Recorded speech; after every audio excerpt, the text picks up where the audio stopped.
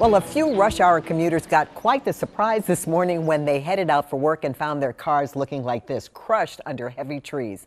Last night's storm caused a mess for people in Prince George's County. There were downed power lines and property damage. We sent Larry Miller to check things out. The storms from last night caused a lot of mess in Adelphi, Maryland. So much, in fact, that large trees like this came tumbling down. In addition to that, several apartment units had their windows knocked out and cars were crushed under the weight of some heavy trees. Is that your bed right there? Is that your bedroom? Yeah, 2-bedroom. Last night's severe thunderstorm packed a punch a lot of people underestimated. It was so surprising that this woman was still in shock after a strong gust of wind knocked out her bedroom window. The storm lasted less than 30 minutes, but even Maggie, who has lived at Presidential Park condominium since 1999, knew something was different this time. It's strange. I mean, we did have a street come down, but when we have a big snow or something, but not that bad. That's the first time I see that. We saw at least 3 cleanup crews out Friday removing large fallen tree limbs and other debris. The condo association didn't give us an estimate on damage costs, but from the looks of it, it could well venture into the tens, even 20s of thousands. The damage here in Presidential Park, not even the worst of it. We're told that the damage also significant in a nearby neighborhood that left almost a dozen people displaced. While no injuries were reported, we're told the cleanup is going to take a while. In Adelphi, Larry Miller, WUSA 9. So a few rain showers didn't stop thousands of families from rolling eggs and playing games out there on the south lawn of the White House. Today is the 139th White House Easter egg roll, and as Larry Miller explains, the first family, they were committed to placing their personal mark on this longtime tradition. Tell me all about it. What'd you think? It was amazing. It was amazing? I found the golden egg. This young veteran Easter egg roller was back at it again Monday, along with thousands of other kids for the annual White House Easter egg roll on the South Lawn. He and his family have been to the event a whopping 6 times, so they're pretty credible to see what worked this year and what didn't. It's just not as many people. We had an opportunity to do a lot more as opposed to in previous years. We didn't get a chance to do certain things, so we had an opportunity to do everything that we wanted to do today more than once. These young ladies are from Upper Marlboro. We took a picture. You took a picture with the Easter Bunny, right? We did the Easter egg roll. You did the Easter egg roll. So did you win? Yes. President Trump told the attendees this year's White House Easter egg roll was about making America stronger, supporting families, especially military families, many of whom were in attendance. The president and first lady did manage to get in on the action, playing with kids desperately trying to roll their eggs in for a win. The event was coordinated by the First Lady and her team. It was one of the largest events she's put together since becoming First Lady. Here's Counselor to the President, Kellyanne Conway. Is this event a sign that the First Lady is starting to get her footing here in Washington?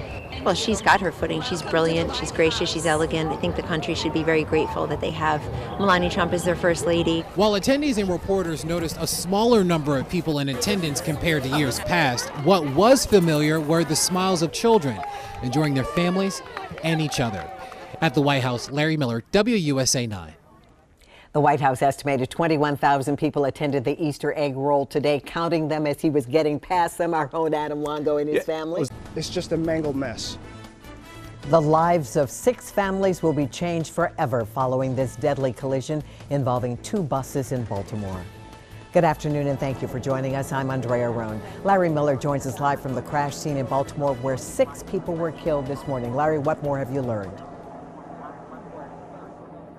Andrea, investigators are still working to get more information about this crash, but we can tell you that it's really split up into 2 sections at this point. The first being this gray Mustang that was first involved in the initial impact, and then just a short distance down the road, that's where you'll find those 2 mangled buses, one a commuter bus, an MTA bus, as well as a school bus. Investigators still trying to get answers in terms of what exactly caused this crash in the first place. Baltimore investigators say they haven't seen anything like this before. A bus accident kills 6 people and leaves others injured along Frederick Avenue near Monastery Street. Just 2 mangled crash scenes are what investigators have to search through for answers. People who live nearby, like Reverend Jacqueline Williams, are still in disbelief. I had to stop around that corner. I was originally around that corner and stop and pray for a group of people around there because people are in tears. To see that car crashed up like that, I was just like, praying for the people inside. Police say they were first informed about the crash at around 7 o'clock this morning. Investigators believe the bus was traveling eastbound on Frederick Avenue and struck this Mustang. It continued down the street after the crash, striking a pillar at a cemetery, eventually making its way onto the opposite side of the street, hitting an MTA bus with passengers on board. 5 people on the commuter bus were killed. The driver of the school bus also died.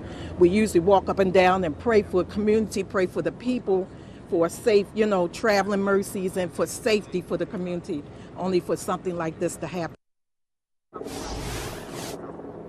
Yeah, still, as you can imagine, still a very difficult situation for folks that live out in this area. I do want to let you know that there were no children on the bus at the time of that crash, but that bus was actually on its way to pick up children to take them to school this morning.